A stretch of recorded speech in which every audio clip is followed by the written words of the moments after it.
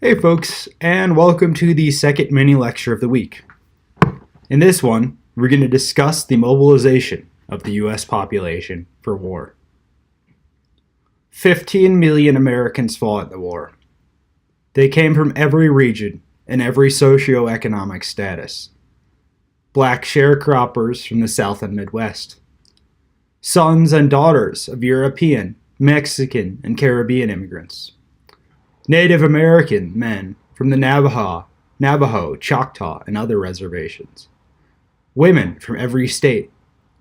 Urban, rural, suburban, working, and middle class all served. In no other military conflict have so many American citizens from such different backgrounds served in the armed forces. The armed forces established special units during World War II to segregate minority groups. These segregated units of American Indians, of African Americans, and Japanese Americans served their country heroically in many battlefields in Europe and in the Pacific. Approximately 350,000 women enlisted in the war. The Army and Navy each created auxiliary units for women, and Congress established a women's reserve in 1942. Women often served as nurses, and 75,000 women, nearly one-third of the nation's registered nurses, volunteered for military duty. Despite the opening of the military to women, the armed forces limited what women could do. They could not command men, and they were barred from combat. Most of the work that women did in the military, clerical, communications, and healthcare, was similar to the work that had been available to them in civilian life. One very significant group of people fighting in the war had come from Navajo Indian reservations. The communication had become a particularly thorny problem for the U.S. military fighting in the Pacific. The Japanese had been easily breaking top U.S. secret military codes, and therefore had figured out U.S. military battle plans before they had become operational. Philip Johnston, a veteran of World War I, had grown up on the Navajo reservation, where his parents were missionaries, and was fluent in Navajo. The Navajo language includes a number of words that, when spoken with varying inflections, could have as many as 4 different meanings, and Johnston felt that this was the key to an unbreakable military code. After meeting with the Marine Signal Corps communication officer and bringing 4 Navajo men to Camp Elliott for a demonstration, the commanding officer authorized the recruitment of 30 Navajo to serve as Marine communication specialists. These code talkers, these wind talkers as they were known, changed the course of war in the Pacific by offering the United States military an unbreakable code based off of a language from the American West.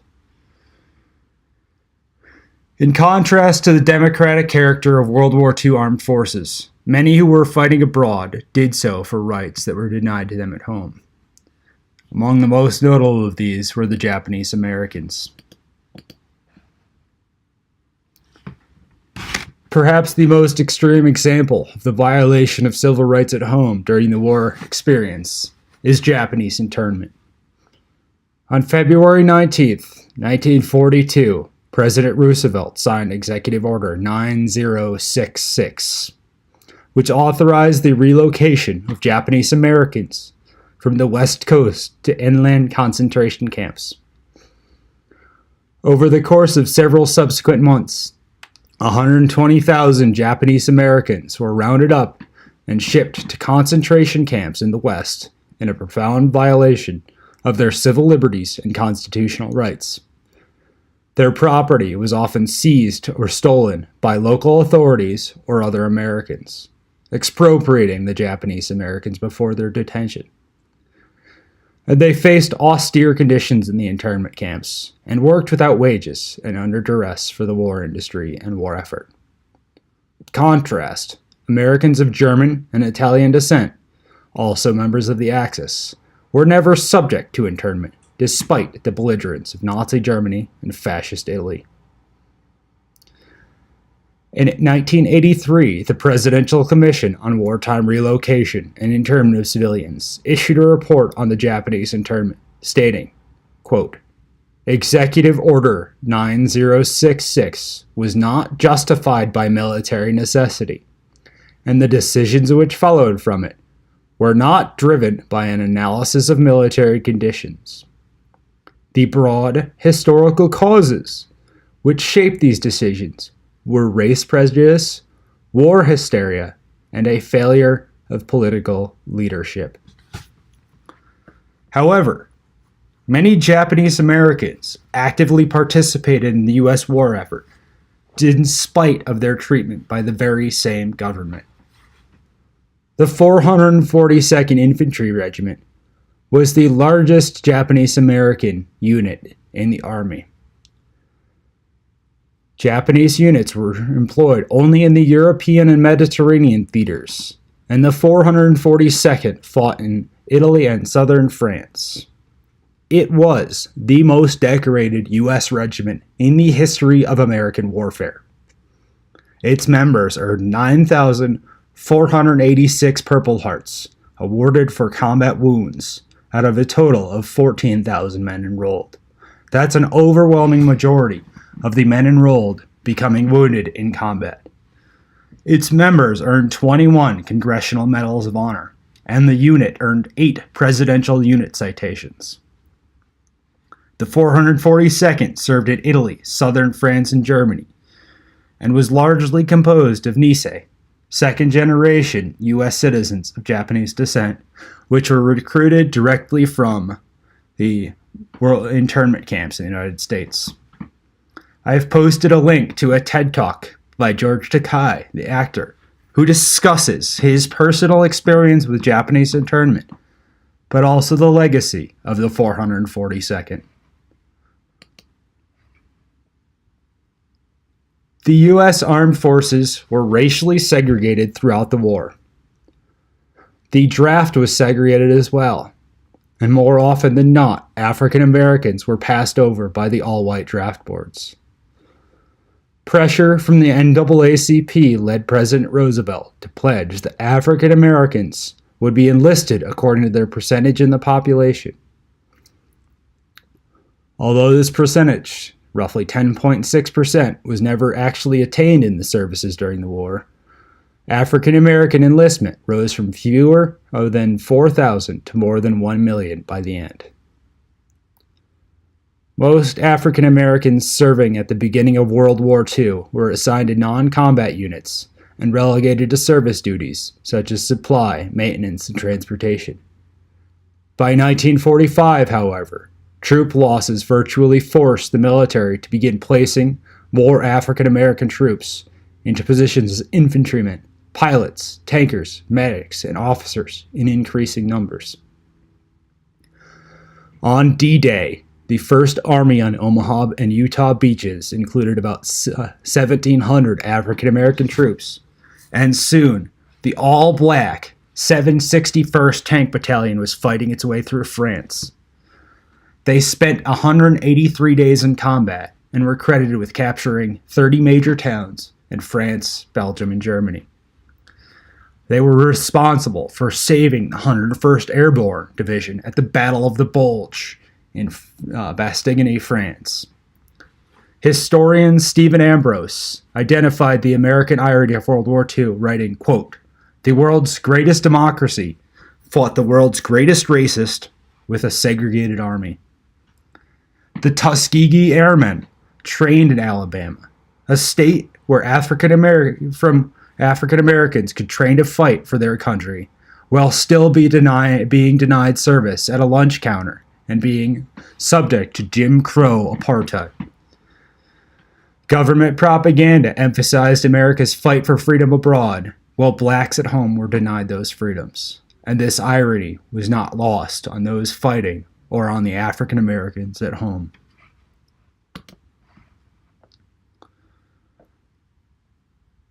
Though fought thousands of miles away from U.S. shores, the war hastened profound social changes at home. As millions of working-age Americans joined the military, the United States faced a critical labor shortage. As a result, huge numbers of people entered the industrial workforce in jobs that had been previously unavailable to them. Between 1939 and 1944, salaries and wages more than doubled. Americans also moved to pursue work in an unprecedented way. By March 1945, 15.3 million people lived in different counties than where they had lived before Pearl Harbor.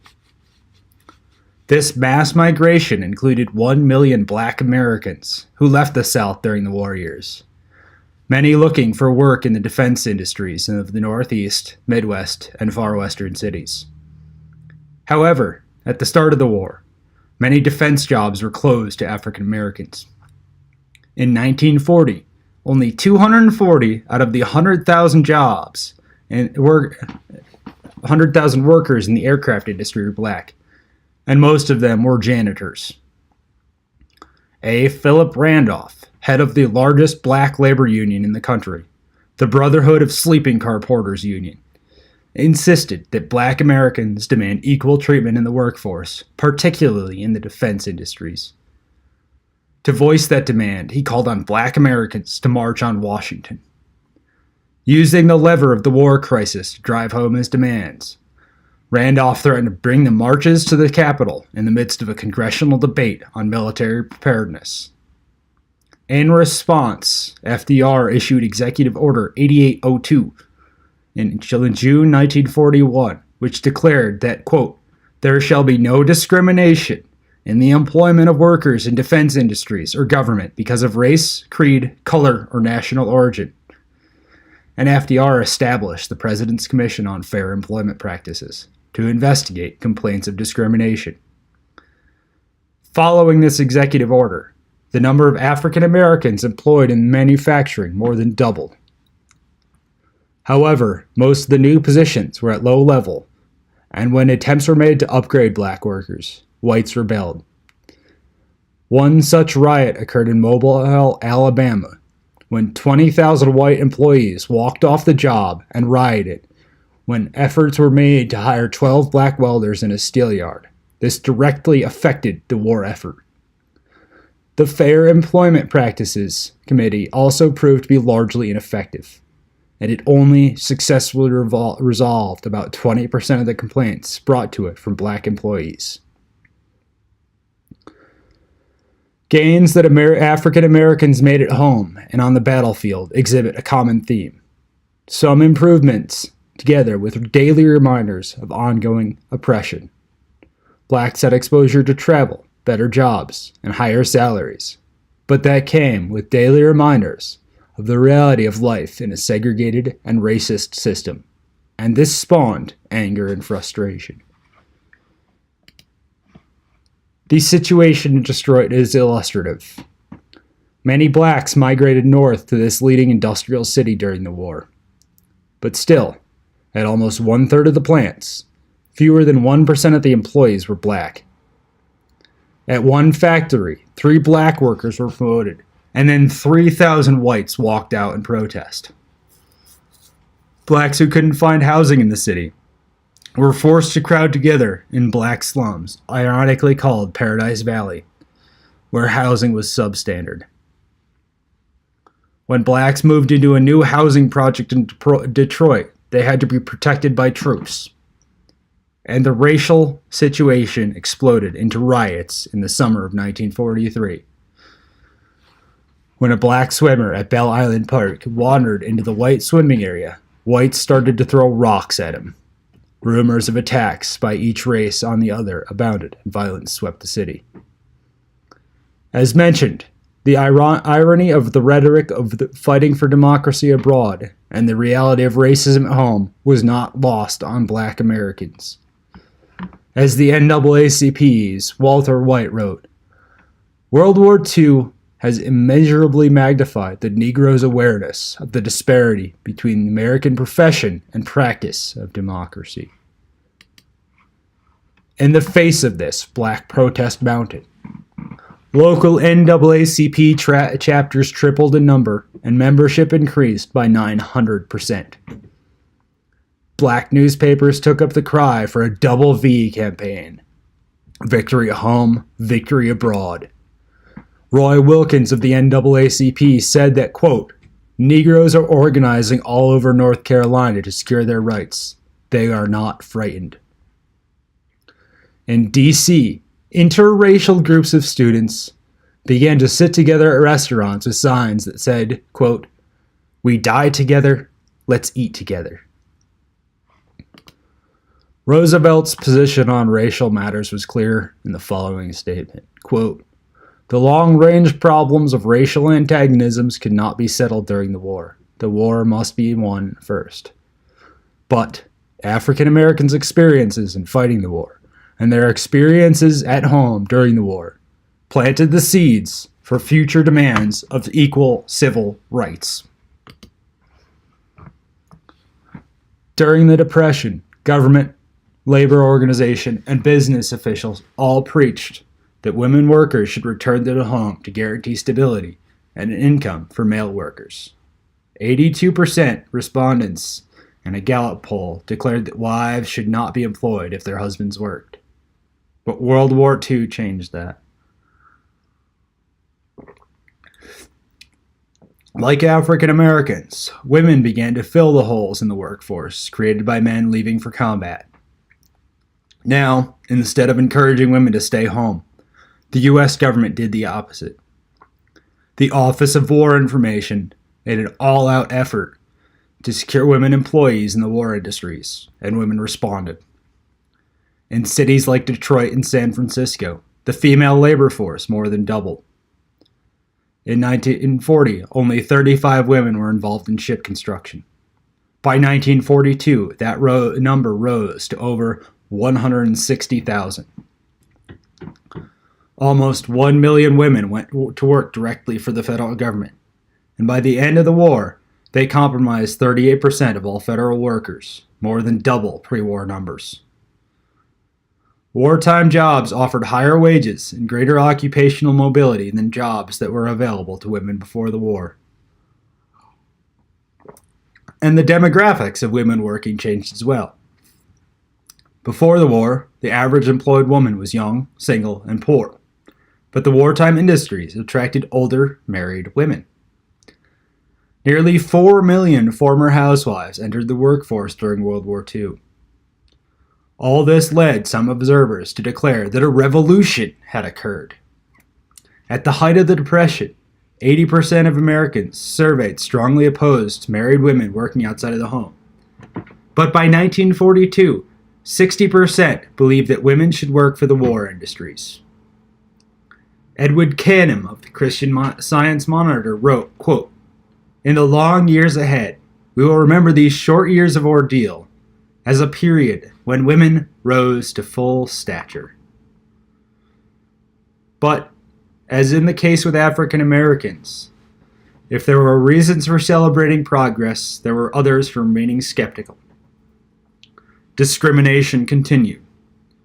In most factories, women worked in sex-segregated occupations, those that required more menial and routinized work, while supervised by male supervisors.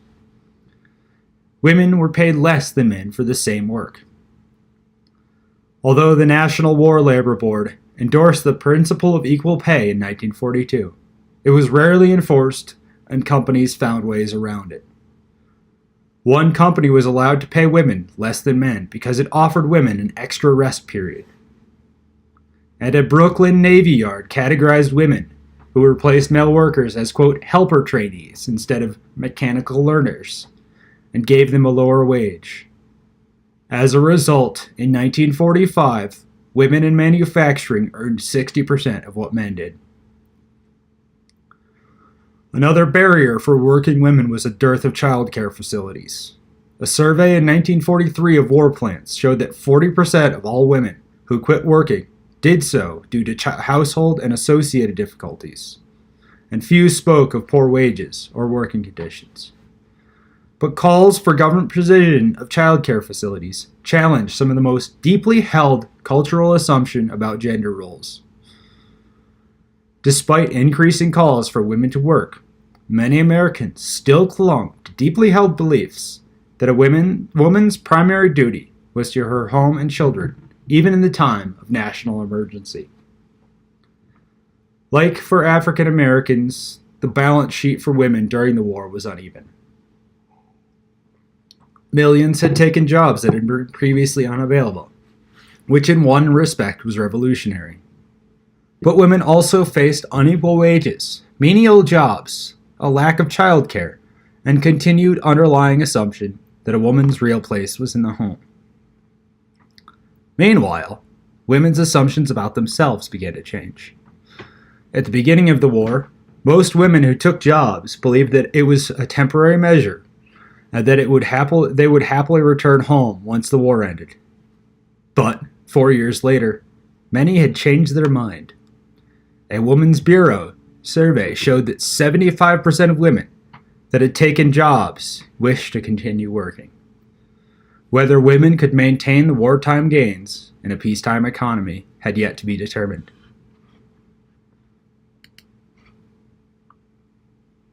Given what we're reading and discussing in Decade of Betrayal, this next program might seem a bit callous, or at the very least ironic.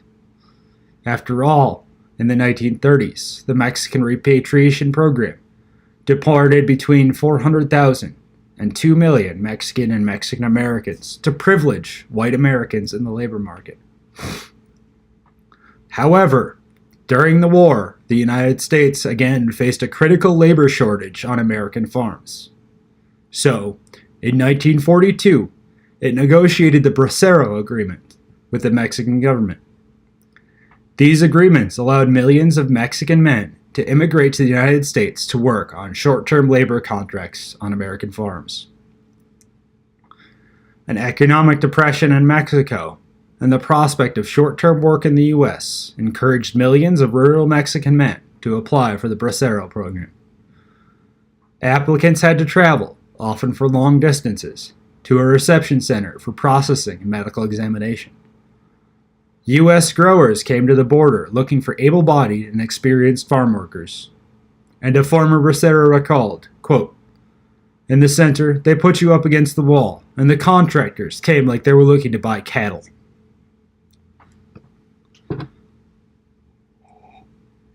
Mexican braceros then went to work on farms in nearly every state in the Union.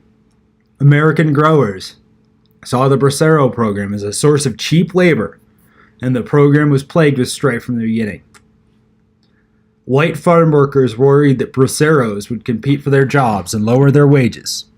Union leaders worried about the effects that the program would have on their ability to organize farm labor.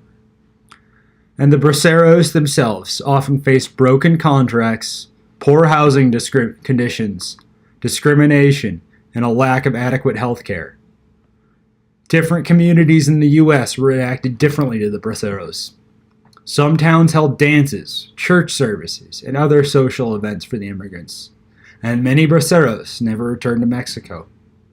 Some married local women, started new families in the States. But other towns discriminated against the braceros, barring them from restaurants, movie theaters, and other public spaces. So, like that of many other minority groups during World War II, the bracero experience was mixed. It was a story of exploitation, but also opportunity. But it didn't last. As anti-Mexican racist sentiments boiled back over in the 1950s, the U.S. government implemented Operation Wetback, deporting more than 1 million Mexicans and Mexican Americans, a mere 2 decades after the Mexican repatriation program had deported a roughly equal amount, and after inviting many back in under the Bracero program. Alright, that's it for this mini lecture, and we'll pick it up in the third mini lecture, The War Abroad.